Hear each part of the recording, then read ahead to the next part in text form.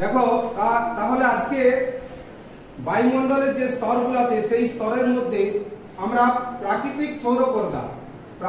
সৌরপর্দা কাকে বলা হচ্ছে এবং কেন বলা হচ্ছে, এর গুরুত্ব কি,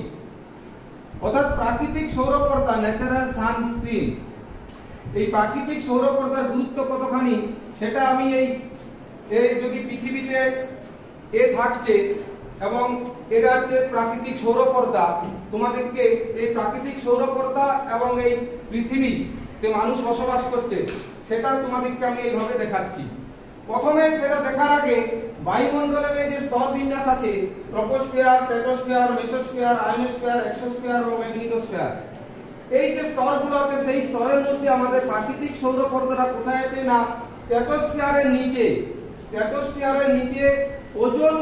স্তর বলে যে স্তরটি আছে তার সংকেত হচ্ছে 0O3, তাই তো O3, অর্থাৎ এই যে ওজোন স্তরটি যেটি আছে সেটিকে আমরা কিন্তু প্রাকৃতিক সৌরপর্দা বলছি। এই প্রাকৃতিক সৌরপর্দার গুরুত্ব কি, দেখো যদি সূর্যের থেকে যে অতি বেগুনি রশ্মি আছে সেই অতি বেগুনি রশ্মিটাকে ওই প্রাকৃতিক সৌরপর্দা শোষণ করে একদম মানে নিরেট সূর্যের আলোটা কিন্তু আমাদের পৃথিবীতে এসে পৌঁছায়। কিভাবে পৌঁছাচ্ছে সেটা আমি তোমাদেরকে এই পর্দার সাহায্যে আজ দেখাচ্ছি। দেখো এটা যদি সূর্যরশ্মি হয়, সূর্যরশ্মি কি হচ্ছে এইভাবে এই পর্দার উপর প্রাকৃতিক সৌরপর্দার উপর পড়ছে এবং মানুষ বসবাস করছে মানে আমাদের বায়ুমণ্ডলের মধ্যে, সেখানে কি হচ্ছে না দেখো এই যে সূর্যরশ্মিটা বায়ুমণ্ডলে পড়ছে, মানুষ, উদ্ভিদ, গাছপালা সবকিছুই কিন্তু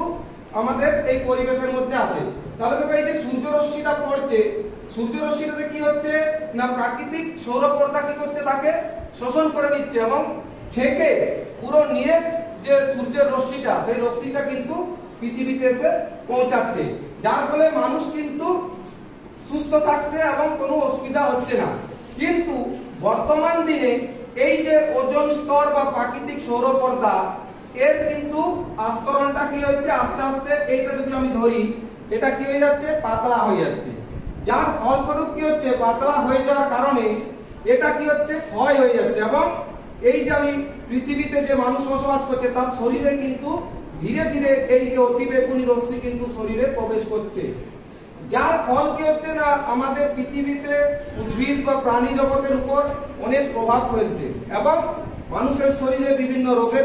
প্রাদুর্ভাব দেখা যাচ্ছে, উদ্ভিদের বিভিন্ন রোগ হচ্ছে, ফলে একটা প্রাকৃতিক পরিবেশের উপর একটা বিরাট ভারসাম্যহীন হয়ে পড়ছে। তার জন্য কি হচ্ছে এই যে প্রাকৃতিক সৌরপর্দাকে মানে রক্ষা করার দায়িত্ব আমাদের, তার কারণ সিএফসি গ্যাস সেটা হচ্ছে প্রাকৃতিক ফ্লোরোফ্লোরোকার্বন, যেটা প্রাকৃতিক এই সৌরপর্দাকে ধ্বংস করার জন্য একমাত্র দায়ী গ্যাস। তাহলে এই গ্যাসের ব্যবহার যাতে কমানো যায়, আমাদের যে গ্যাসগুলো অন্য যে সব গ্যাসগুলো আছে সেই গ্যাসগুলোর মানে হার যাতে কমানো যায় সেই বিষয়ে আমাদেরকে সচেতন হতে হবে, তাহলে আমরা এই প্রাকৃতিক সৌরপর্দাকে রক্ষা করতে পারবো। তাহলে সূর্যের থেকে যে রশ্মি আসে সেই রশ্মির নাম কি অতিবেগুনি রশ্মি। প্রাকৃতিক সৌরপর্দা বা ন্যাচারাল সানস্ক্রিন কোন স্তরকে বলা হয় স্ট্র্যাটোস্ফিয়ারের নিচে যে স্তর থাকে ওজোন স্তরকে, তাই তো ওজোন স্তরকে বলা হচ্ছে প্রাকৃতিক সৌরপর্দা। তাহলে তোমাদেরকে বুঝাতে পারলাম প্রাকৃতিক সৌরপর্দা জিনিসটা কি,